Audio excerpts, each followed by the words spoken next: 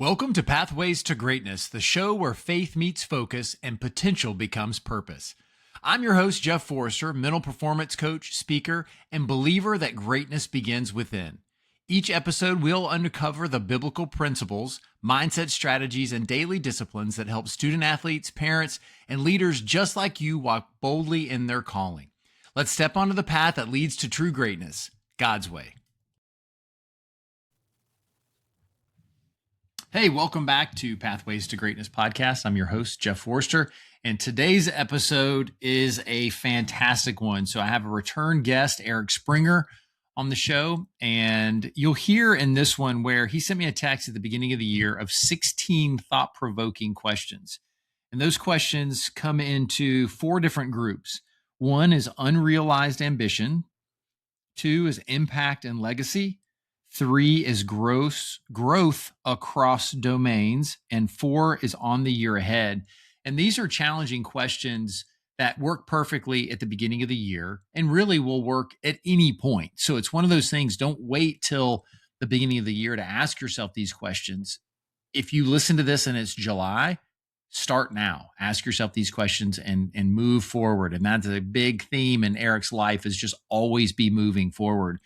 And I know that you're going to benefit from this one. We just jump right into it. I didn't want to dilly-dally with would you rather questions. I know Eric pretty well, and I knew that he didn't need warming up. He was ready to go. We had talked through this, and I'm just very excited about you hearing this episode because it made a big impact on me. And I've got things to do today. So I wanted to go ahead and record this, get it all put together, because I have to answer these questions that Eric's challenged me with. And then also think about, who am I going to ask these questions to? So without further ado, Eric Springer. Okay, everybody, Happy New Year. We are now, goodness, this is going to come out. You'll be is it the fourth Tuesday of the month? I cannot believe it. So this is scheduled to come out on January 27th. And it just, you blink and here it is. It's been storming out of the gates this year so far for you, I'm sure too. So exciting, man, to kind of see where the year is going and to use these questions for that. So yeah, it's going to be really good. So everybody, this is Eric Springer, and Eric, you'll be happy to know is I think you're number 2 or 3 of all time listens on the podcast, and you were one of the first. 2 or 3, who beat me, man? That's it. a bronze medalist from the Olympics, so he's the one that got you. All right. Yeah. So go win a bronze medal and it's yours. But everybody, Eric sent me we've stayed in contact since the podcast. And then he sent me at the beginning of the year a list of 16 questions, and they're very good thought-provoking questions. So as soon as I finished reading them, the very next text was thanks. And we got to record a podcast. So here he is. Yeah. I'm glad that they really resonated and landed with you, and these are obviously kind of reflection and projection questions here, but yeah, there's no perfect answer to these, but it's to get you thinking deeply about where this is going, right? And that's what's important. And so really for this one, Eric, I wanted just to jump right in because normally I do the would you rathers and I do a lot of things, but I want to be sensitive to your time. And with the 16 questions, I want to go through them, not just for the audience, but for me as well. And for you to share some of your insights that when you started thinking of these questions and where they came from. So audience, what we're going to do is we're going to go over these 16 reflection questions for an amazing year and beyond. So that's to tee up what you're going to hear. And there's 4 sections and 4 groups of these questions that Eric's put together. One is unrealized ambitions. We all have those. Impact and legacy. That's always important. To whether you know it or not, you want to leave a lasting legacy and want to have impact on your family and your community for sure. Growth across domains, and then on the year ahead. So before we jump into each one of these groups, Eric, give us a little bit of a background of how or why you even started to reflect on these, to think about your year past and then year ahead. Yeah, so I think, and you may have remember me telling you this story before. One of the first things I did in my professional career is I was a survival instructor. in the military. And with that, you would have to do long course, 30, 40, 50 miles across the Rockies and other places, pack on your back with a little GPS tracker to be able to find you if you didn't show up, And because of that, though, you would get intercepted sometimes in the middle of the mountains by a member of the leadership team that was evaluating you. And they would always ask the same two questions, which I find oftentimes are the same questions we're trying to answer in our personal and professional lives, which are, where are you and where are you going?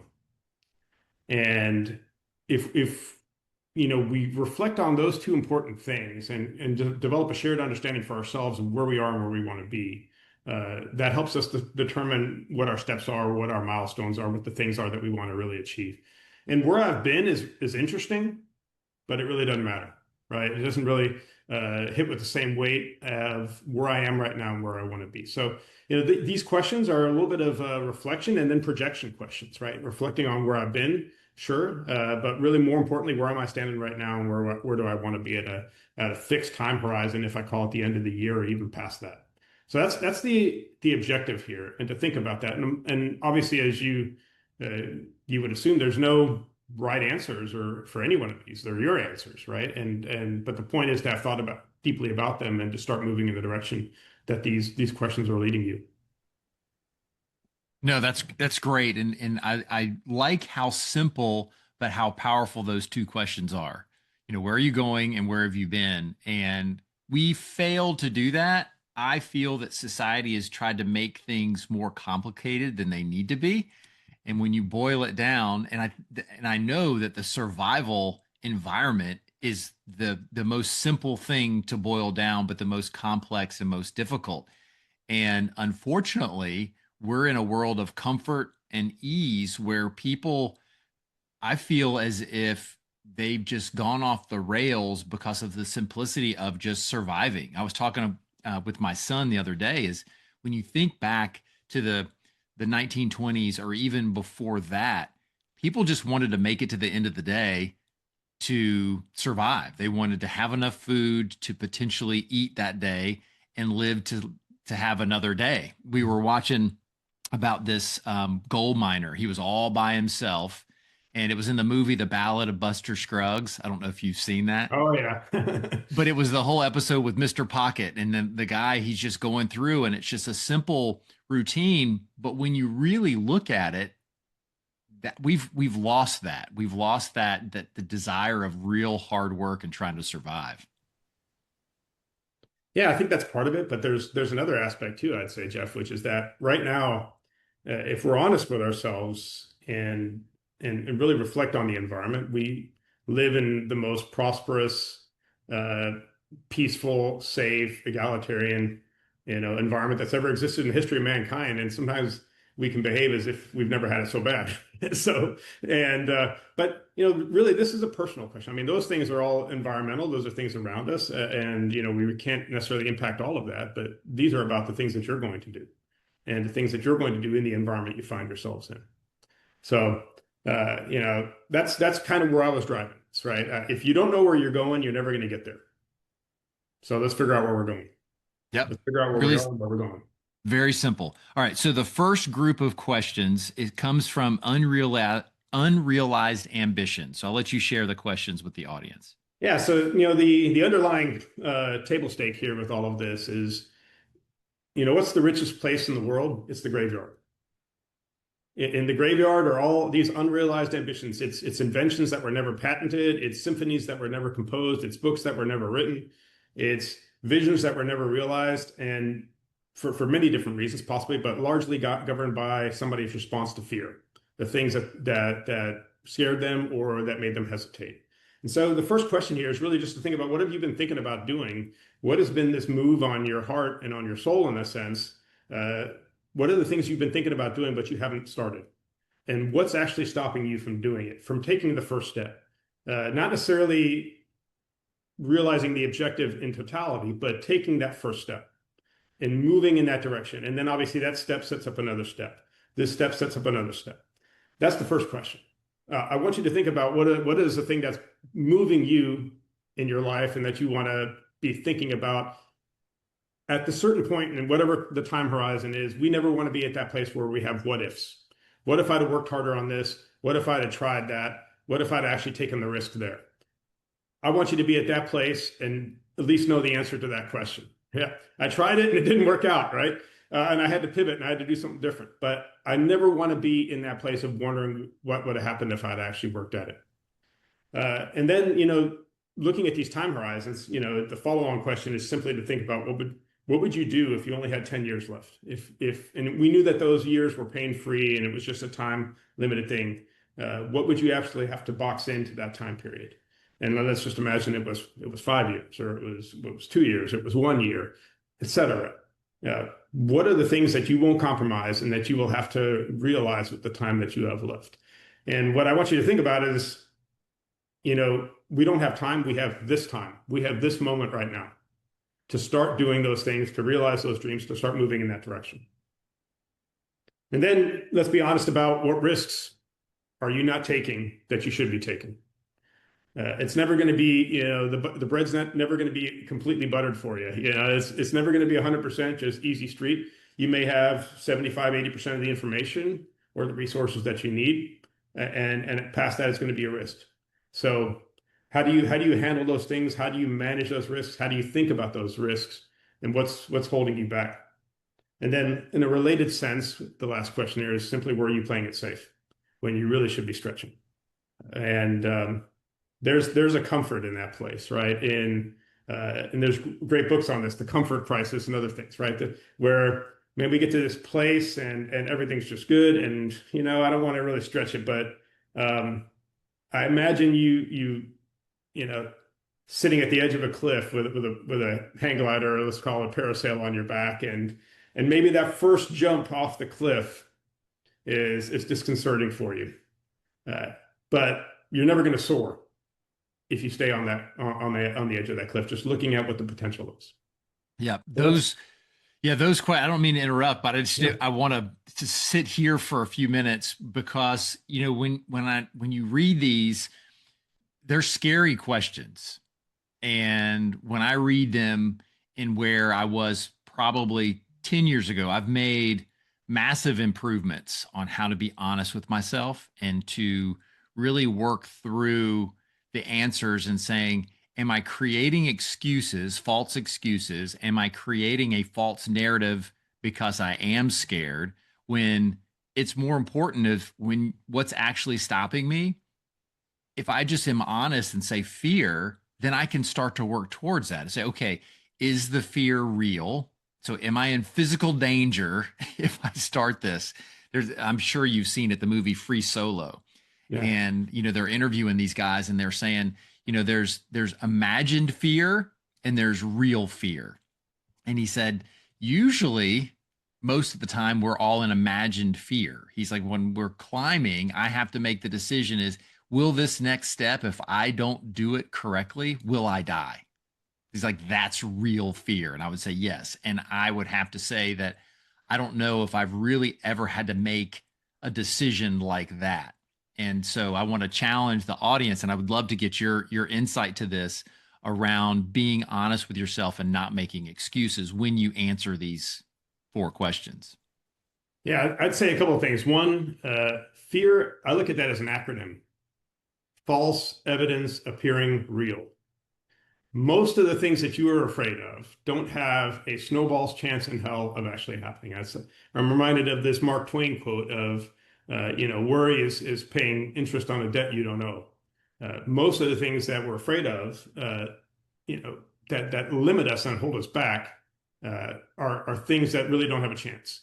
But having said that, there's definitely, from my previous experience in the military that about, there's a way we would look at this, right? And that it's essentially a framework, or let's call it a formula, but that fear is equal to your uncertainty creating anxiety.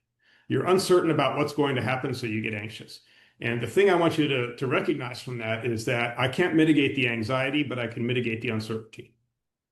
I can think about the realm of possible things, and not in a paranoid, limiting way to hold me back, but to say, okay, if this happens, this is how I would respond to it. If that occurs, this is how I would pivot. And if I think about this potentiality, this is how I would probably interact with that situation. And so when I've done that now, and something like that happens, I'm not in a place of anxiety. I'm in a place of action. I've already thought about the next steps for this. And it's all governed by I'm not going to be held back by any of these things. Or at least it won't let it define me. Well, and that's knowing what your goal is. It's that having an idea of that I'm not going to let these things stop. And I'm so happy that you talked about preparation, is that anxiety comes from being unprepared. Confidence comes from preparation. And Yeah. so when you're out there, you know, because you've gone through the probably ad nauseum, like, why do I have to do these simple things? Why do I have to make sure that I know that this is on this part of my chest and this is on my part of my belt? That just seems so elementary. But in a crisis, you don't even have to think. You know right where to go. 100%. Yeah, and there's plenty of examples of this, right, that we can think about. The one that comes to mind is what's called Neptune Spear, which was the Osama bin Laden operation. And the team had been directed to take new helicopters that they had never used before, which, and anybody who's obviously, you're a sports guy, I'm a sports guy, Jeff, you don't do anything new on race day, right? But, they got told, hey, this isn't a suggestion, this is an order. And so the way they interacted with that was they planned for the helicopters to fail. They planned for a problem to occur. And then when that actually did happen, they were still able to accomplish the entire operation within 32 minutes, which now included destroying the helicopter that had crashed. So when you are in a place of action, you're not held back by it. Yep. That's awesome. Okay. So next one is on impact and legacy. Yeah, I think the thing I wanted to really leave, and I'm asking myself these questions too, by the way, when I design them, right? Is the first thing is, as a table stake here, is that every single one of us has a legacy impact that we leave behind. And the question and the thing that should drive us is that going to be a positive one or a negative one? Or one that's neutral at best, right? And if we know that we're going to leave an impact, we should be driven and inspired to actually make it a positive one. And as I reflect on this, I have an overlapping Venn diagram, you can call it that, right? And on one data set, it's all the things that I care about, all the things I think matter, all the things that are important to me. And on the other data set are all the things I can actively influence and interact with and control and somehow impact. I think fulfillment in this sense, not happiness, but fulfillment comes from doing two things. One, putting my energy exactly where those two things overlap. And in a related way, expanding the circle of the things I can actively influence and impact and leave a legacy mark on to take on as much of what I think matters. But there's something that I can impact and influence and really have a positive impact upon, even though I care about it. I'm not going to put any energy towards that. That's just wasted energy. It's wasted life force put towards those things. And that's not to say that it's not important, right? I think it's terrible that there's trash all over Mount Everest. I'm not going to clean it up, all right? And really, when it comes down to to having an impact, it's not about advocacy and all those things. It's about actually doing something. It's about behavior. It's about routines and rituals and the things you're doing. I can complain about the kids these days, or I can coach a high school wrestling team, which I do. And at least there's 48 kids right there that I will leave a legacy impact with, that hopefully I will inspire with grit, determination, and character to make a dramatic mark in this world with their lives. So the things I want to ask myself there is, who have I made better this last year and how did I do it? How did I actually connect with that person in the way that moved them forward? What resonated with them? Beyond just circumstance and coincidence, but no kidding, how did I connect? How can I replicate that anywhere else? Now, what do I want to be known for when I'm gone? This is a little bit about writing your own obituary, right? But what's the story that's told about you within your family, within your professional circles, and with the people that you interact? And there's interesting thought projects you can do on this, right? There's one that I love playing with, which is find the people closest to you, and not your family, and ask them why you're friends. And it may take you like 3 or 4 iterations for them to finally say, first they're gonna be like, why are you asking me something stupid question like that? I've known you for like the last 30 years. And, no, seriously, why are we friends? And finally you might get, because you're the most optimistic person I've ever met, and that kind of stuff. And then you'll see what's resonating with other people in your approach. what contribution could you make that would outlast you? It's coaching, it's all these kind of things that I'm doing with kids. But for somebody else, it's probably something they're doing professionally or something they're doing in their community. And then really to think through, where is your impact really shallow? It's surface level. It's not really substantive, when you could really be going deep with somebody and having a impact in their life that will manifest itself within their own circles, but also within their families over generations by the impact you're making there. These are extremely powerful. And 2 episodes before yours, I had a gentleman on who's a branding expert. And this is your brand. Your impact and legacy is your brand. And I really like that question. I'm going to do that, is why are we friends? It's simple, but just think about if somebody asked you that, why is that other person friends? And I'll challenge the audience, is if you're scared to ask the question, go ahead and give someone, say, hey, look, I was listening to this episode and the guest challenged us to ask, why are we friends? And I thought, you know what? I wanted to tell you why I'm your friend, and give them that, because it's a great gift to hear, why are we friends? Because we don't do that. We just don't. And your average everyday buddies don't have these kind of conversations. So it's really good. And the other thing that I like about I'll say that one other point on that too. Yeah. There's a concept in my firm and admired leadership that we talk about called fanness. Now, this is a made-up word that we've copyrighted, but it's, what do I really do? How would I really treat this person if I was their biggest fan?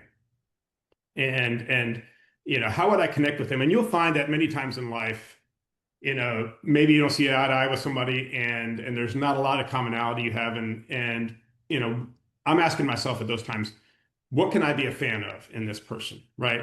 He's a good dad, right? Maybe that's it, right? But I'm going to be a fan of that, because that's where I'm going to make my impact and my legacy, is through connecting with this person on this thing that I really think they're awesome at. And I'm reminded of this story. Bono writes about this in his book, Surrender, by the way, which is really interesting read. But he had a charity event he was doing with Harry Belafonte and the Calypso singer. And Harry Belafonte, earlier in his life, was heavily involved in the civil rights movement. He was part of the Southern Christian Leadership Conference, and obviously this is Martin Luther King Day, so this is a perfect story for that. But they were big fans of John F. Kennedy when he became elected, but they weren't big fans of Robert Kennedy, his brother, as the Attorney General. And they just didn't think he believed in the struggle, and he didn't want to push the issues and those kind of things. And so they're at a meeting at the Southern Christian Leadership Conference, and they're just trashing Robert Kennedy. And at a certain point, Martin Luther King bangs his fist on the table and says, we are adjourned until you all can come back here with one positive thing to say about that man, because that thing is going to be the door that we have to walk through as an organization. And if you fast forward 5 years past that, Robert Kennedy is lying dead on the kitchen floor in LA. He become this icon of civil rights. And Harry Belafonte regretted getting him wrong for the rest of his life. And so then Bono was like, what was the door? What did you tell me the rest of the story? And he said he was close to his bishop, who was close to clergy that were in the Southern Christian Leadership Conference. And that was the connection. That was the door we walked through. So if you boil this down to anything, it's, what's the door you're going to walk through with everybody that you interact with to leave? And it's absolutely wonderful. And I'm glad that you interrupted me, because that's the positive outlook that you have on people, because this world wants you to think of the negative and dwell on the negative. But if I know without a shadow of a doubt, if you do what Eric's suggesting, everything will change. You will change, and they will change. And then that first question of, who have I made better this year and how? That's being a servant of others. So if you feel like you're anxious, if you feel like that the world's against you, challenge yourself with that first question, and your year will change. I have no doubt that you will have the best year ever if you just think of, who have I made better this year and how? Because you're going to stop thinking about yourself and thinking about the impact that you have on other people in a positive way. And then let's be honest, Jeff, it's a little bit selfish too, because who benefits from giving? The person who receives or the person who gives? It's the person who gives, right? So if I do this in a selfless way, I benefit from it. I change, I grow, I develop. And that's the objective of all this too, right? It's not only to make the world better, but to make myself better. Man, such a good, I know everybody's getting a lot because I'm getting a tremendous amount. So even if nobody else is, this was good for Let's me. go. All right. All right. The next group is on growth across domains. Yeah, so this comes a little bit from my special operations background, but we would look at five different pillars of your overall health. The first is obvious, right? It's your physical health. And I want to explore for myself, but I'd encourage everybody else that's listening to just think through what is your body capable of that you haven't tested, right? The fact that we are where we are, that we have abilities, that we have strength, that we have health, that's a blessing, right? Not everybody gets that, right? This is not I have to do certain things. I get to do certain things because of where I'm at. So what a shame it would be for me to let the blessing of that gift of health and my physical ability to go to waste without having tested it, without having really explored what it's capable of, to push myself to the limit and to hopefully take other people there with me in an inspirational way. So I want to be at that place. And by the way, there's no time like now, right? At a certain point, who knows what happens to our bodies as we age. And this is the time right now to realize those things and to make this a bold year for you in that way. Jesse Itzler talks a lot about these with his calendar and different things. But if you think about a Masogi event or something like that, we look at that as almost like a kedge goal. That's a sailing term for when you run a sailboat aground. The way you dislodge it is you throw this anchor, this kedge into deeper water, places that you're uncomfortable. And when it takes hold of the seabed, you use a winch to pull yourself free from where you're stuck. So I want to throw a kedge into the water in deep places where I'm uncomfortable and use that to pull me into places where I'm going to develop and grow physically. And then obviously spiritually too. This is about, on a personal side for my walk, but also what are the practices or disciplines that would deepen your faith life and your ability to find calm and peace in that place. Mentally, we have to get to this place of balance and calm and being able to discern. And it's not always all in all the interactions that's going to happen, but we have to find places where we can say, okay, um, mentally, cognitively, what am I not learning that would expand my thinking? What am I doing too much of? What do I need to back away from? And that's stealing my energy, my focus, and my passion for other things. The burnout is, interestingly enough, it's not a misalignment with what you're doing. It's a lack of alignment with why you're doing it. And so what is causing those things to happen for me? Socially, what relationships need more of you and which ones are you neglecting? Which ones do you lack responsiveness to? There's interesting science on the Dunbar curve of how many stable relationships people can have at one point in their life. How do you expand that? What are the things that you can do to actually have a 100x fold type of impact relationally in a way that's specific and intentional to the people that really matter to you? So, physically, spiritually, mentally, cognitively, socially, those are the things I want to impact there. And then finally, as a leader, I'll just add this to it. What are the leadership behaviors? I come from a firm that really places an emphasis on a behavioral approach to leadership development, more so than things like psychometrics and all that. So what are the leadership behaviors that would transform how I show up and how I impact the things around me? Yeah, again, a great group of questions. And, one of the things that I wrote down that I feel that I'm guilty of is the mentally and the cognitively part. So because I think, thank you, dog. um, that as I'm 52, I tend to lean on the things that I know the most about that I stick to. And so often I don't challenge myself to learn a new skill or to study something differently. And I'm glad we're having this conversation because it's just reminding me of why I need to do it and then start to think about the what.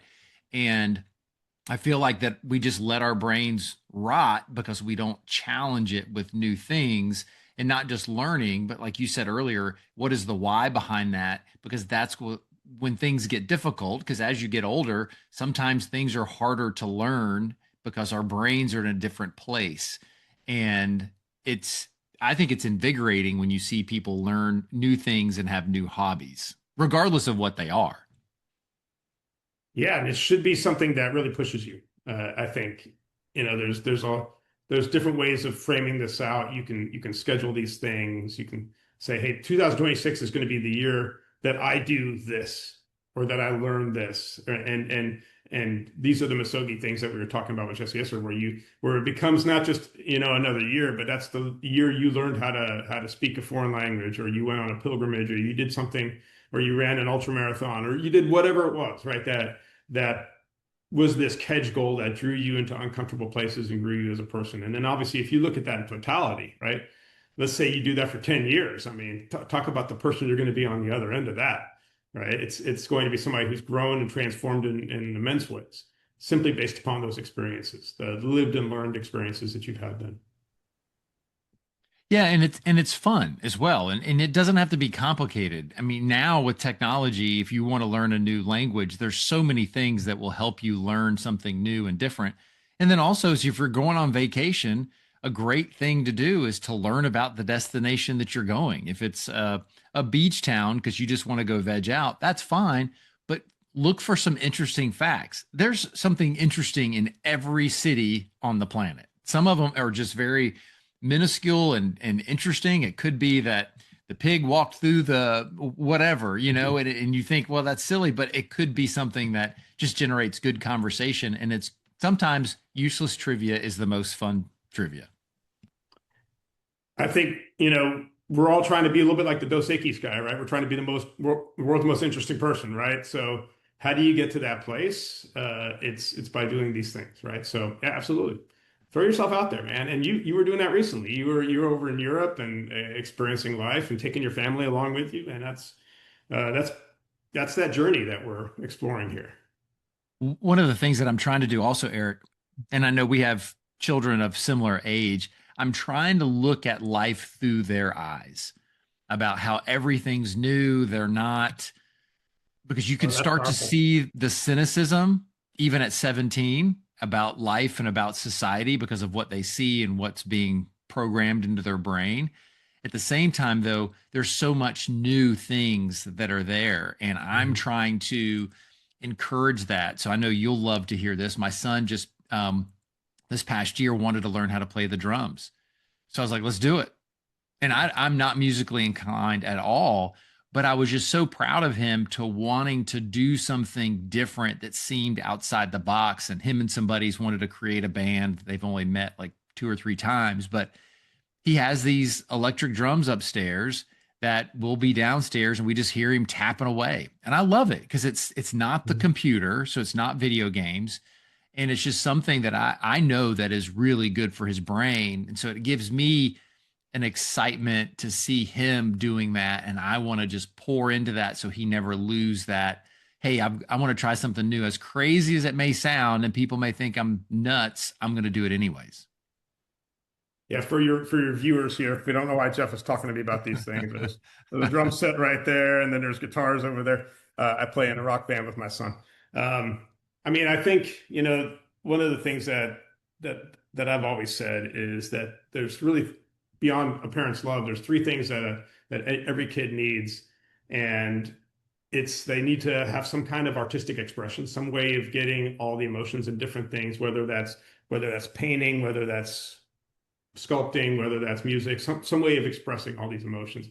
They need to learn how to play chess, and it's not just that game, but they need to be able to think in terms of strategy and second and third and fourth order effects. And if I do this, then that creates this vulnerability and this risk. And can they play this game of abstract strategy and see the other side of the board and think about what the potential outcomes are and really think beyond just what's right in front of them. And then finally, they need to do some kind of tough as nails martial sport. I'm a wrestling coach. My son's a wrestler. Those kind of things, because and what I tell my wrestlers is after this, everything's easy. Nothing is going to challenge you in life as well as this in terms of the adversity you feel in the sport. Now, there's probably a few other things I would add to that too, but those are the three big ones. And so I love that you're doing that with your son and that you're exploring those things because it's going to make him better and it's going to make you better. And if at a certain point, Jeff, you end up, playing at the local pubs like me with my son, and I look back sometimes and I like, oh, pinch myself. I'm here playing in a rock band with my son, in front of a crowd. I mean, how many people get to say they do that, right? And he picks Yeah. all the songs, by the way. That's how you keep it fun. Yep. But I'd cry every time because I'm a sucker like that. So, and what I want to challenge the audience with, because most of the listeners are older, is we are all, and we're easy and quick to point our fingers at the other generation about losing critical thinking skills. We are too. We are falling victim, and I know you probably see it in the corporate space, and I see it all the time. Is nobody's willing to go look for the answer. They just want to hop on a text thread and go, hey, what is X? Why don't you look? If you just scrolled 2 emails back, the answer's there because it's just easier and people want that easy, comfortable way. Just give me the answer versus what, like you had shared with learning chess or learning something else, is, well, let's try to figure this out on our own. So renew that skill that you had when you were younger, because all of us that are in our 50s, we had to figure it out. We had to go to the encyclopedia, we had to go to the library, and there was a process. And I'm happy that it's just everything's right there. However, what happens when that's not there? When that Verizon outage happened last week, I was happy, but everybody else was flipping out. Yeah, that was pretty funny, wasn't it? 3 buttons I never push, Jeff: snooze, easy, and panic. Those are things to avoid right there, and to be growing. I guess all these questions, if you boil it down to something, is all about continuous improvement. It's about realizing what your true potential is in all of these spheres. I had to write those down. I like those 3 buttons that you won't see on his desk. Okay, so now that we've gone through the first three, we're hammering down now on this last one because this is going to help people look at 2026 and beyond, of course. So the next group of questions is on the year ahead. Yeah, so those were a little bit more reflective. This is about projection. Let me project into the year of things that are going to happen, that are going to define the character of this year for me. First one is to think about what's the one question that I most need to answer this year. What is the one thing that at the end of this year, I'm going to have the answer to that question? Whether it's about purpose, direction, vision, all of those kind of things, but I'm going to have that figured out by the end of this year, positively or negatively, in whatever direction it's going to take me. I'm going to know what that is. But what would a bold year look like? And we're not just talking about a good year. We're talking about an absolutely exceptional, great year. What would that look like? Not that there's a difference here between satisfaction and content, right? You can be content, but you can never be satisfied, right? You should always be driving towards the next thing. But what would it really look like to go beyond what you think you're capable of? What would a bold outcome be for you? And what would you have to do differently starting now to get to that? What kind of routines and habits and behaviors would you have to adopt to realize that outcome? And more importantly here, and this is about subtraction more than it is addition, but what do you need to stop doing to make room for what really matters? If you try to do everything, you're going to end up doing nothing. You're going to be, and there's great examples of this, right? Matthew McConaughey talks about this. He had a whole bunch of businesses. He realizes he's like basically a C+ at best at all these businesses. And so he divested himself of several of them so that he could be at A on the 3 that really mattered the most. Warren Buffett does this, right? We would ask people, what are you working on? They'd give him a list of 20-something things, and he'd erase the list from like number 5 down. If you're trying to do everything, you end up doing nothing. So what are the things that you need to stop doing to make room for what really matters? If we look at, this high demand, low density asset of our time, there's only so much of it that we have. And I've had to learn this lesson the hard way several times myself, and one time I got asked, by the chief of staff of the Air Force, by the way, at the time, what are you going to get accomplished in these next 2 years? And I, like a clown, came up with 15 things, and he was like, hey, maybe 1 or 2 big things, and that's it.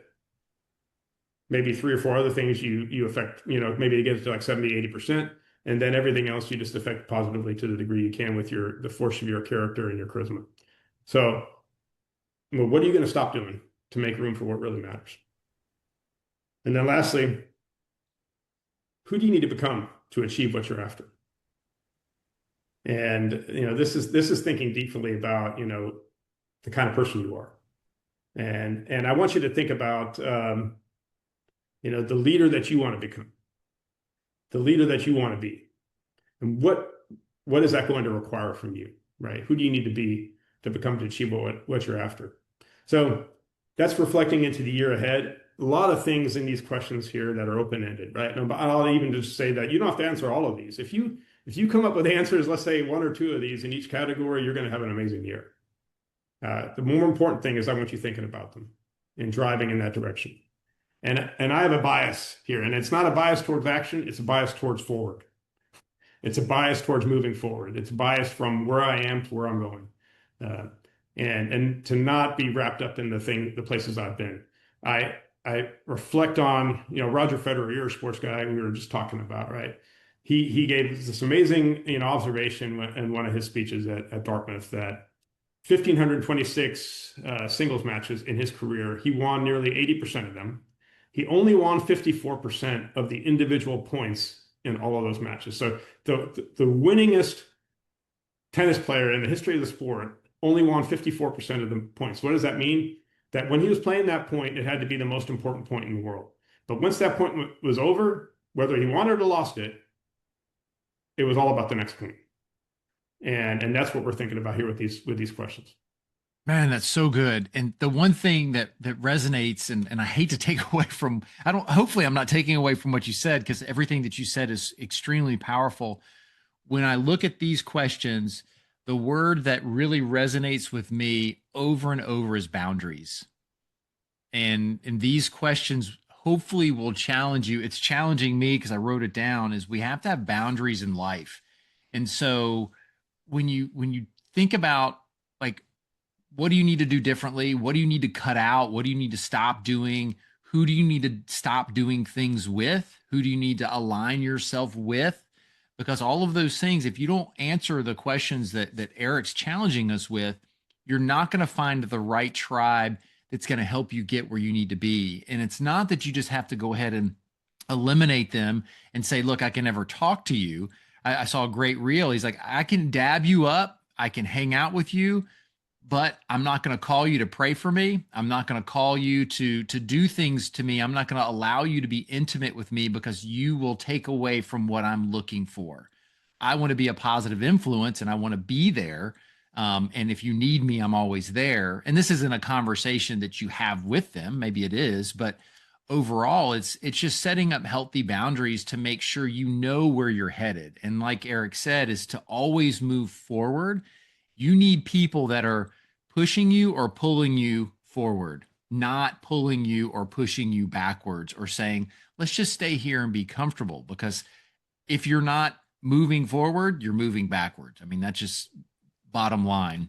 And there's so many examples in business. If you're not changing with the times and you're not trying to think of new things and being flexible, Toys R Us, Blockbuster, I mean, I never in a million years thought that either one of those at their height would be completely gone. And there is a massive graveyard of businesses that everybody thought, well, there's no way that's ever going away. And it's gone. This generation doesn't even know what some of those things are.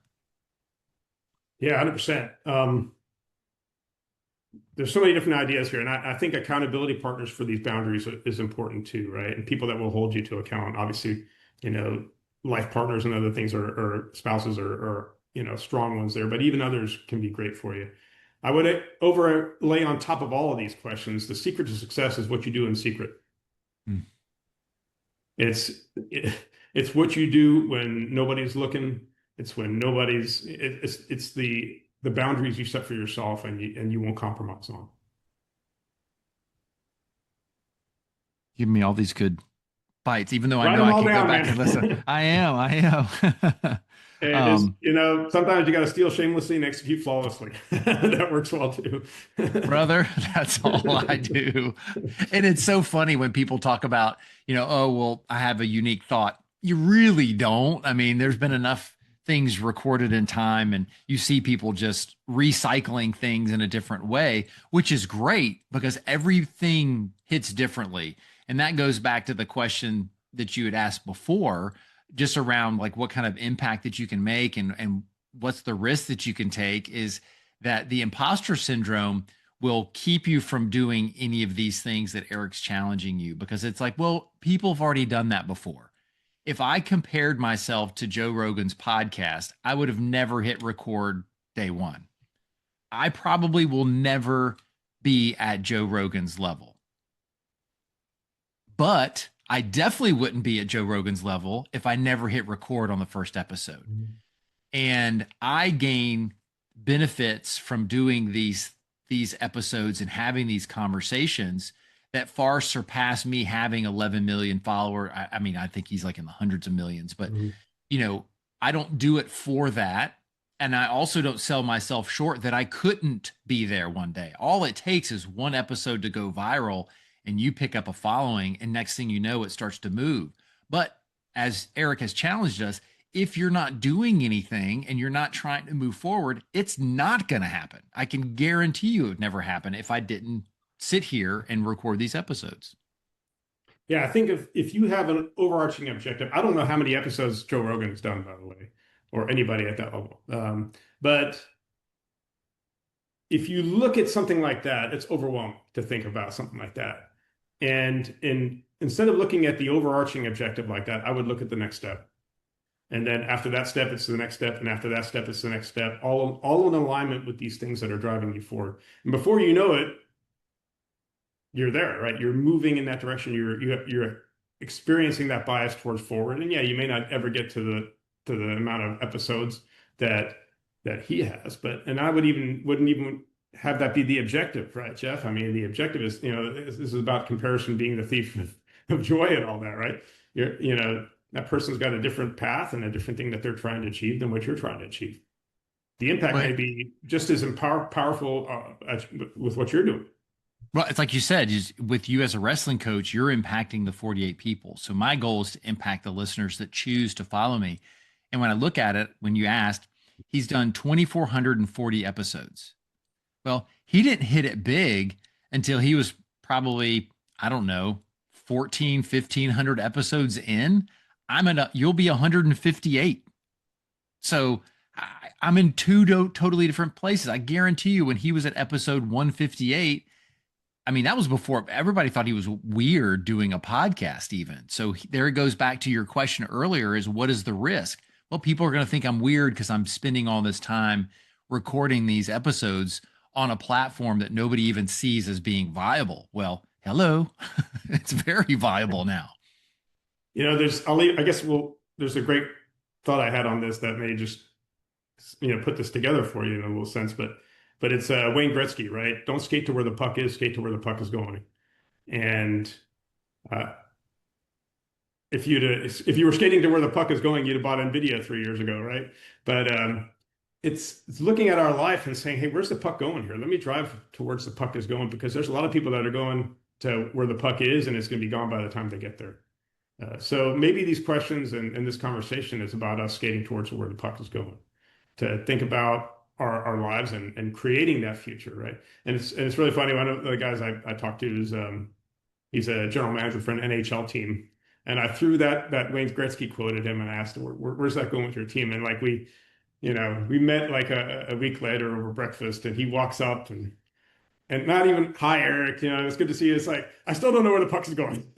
Still don't try. I haven't slept a wink all week. I've been trying to figure out, since you asked me that question, I still don't know where the puck is going. But I want you thinking about where the puck is going through these dimensions of these questions here that we're talking about. And that's a great final remark, because just the fact, like you said, is that he's challenged to think ahead of what he had been is a win. Like he's going to see something before it happens because he's looking for something before it happens, which is great. So Eric, thank you. I really do appreciate you sharing that text with me, thinking enough to send me that, because going through it far exceeds just reading it. As powerful it was receiving it on text, having this conversation about it has really challenged me. And so I'll challenge the audience that if you want to talk through these further, give me a shout, give Eric a shout. I'll have him share how you can find him, because these are valuable things to challenge yourself. And sometimes doing them in a vacuum isn't always the best. And he talked about earlier having an accountability partner around this. Is find two or three friends that think like this and are looking to level up their life, and send them this episode and say, let's sit down and let's talk about these. And I'll put the questions in the show notes so that way you have them as a reference point. But I really hope that you take these and look strongly at your 2026 and beyond. So do you have anything else you'd like to share, Eric? No, just that I would have you do it with your kids too. I do this with my teenage kids. We went through all these questions, and I challenged them to think about what their responses were going to be, because I want them thinking this way too. So certainly with our adult friends, you want to do this, but you should do it with your kids as well. I love it. I love it. Well, Eric, how can people find and follow you? Springer at cra-admiredleadership.com, or on LinkedIn, Eric Springer and Admired Leadership. And I'm sure we'll have it in the show notes or something like that, some contact details too. But happy to pursue this conversation any further with anybody out there. So. Yep. And then if you're looking for executive coaching, leveled up coaching, by all means, reach out to Eric. He's one of the best around. And I'm grateful that we had this talk today. Jeff, I am grateful for you. You're doing great things with this podcast, man, and just everything else you're doing in life. So I'm proud of you, man. Keep it up. Well, I appreciate you. Well, hang on just a little bit, ladies and gentlemen.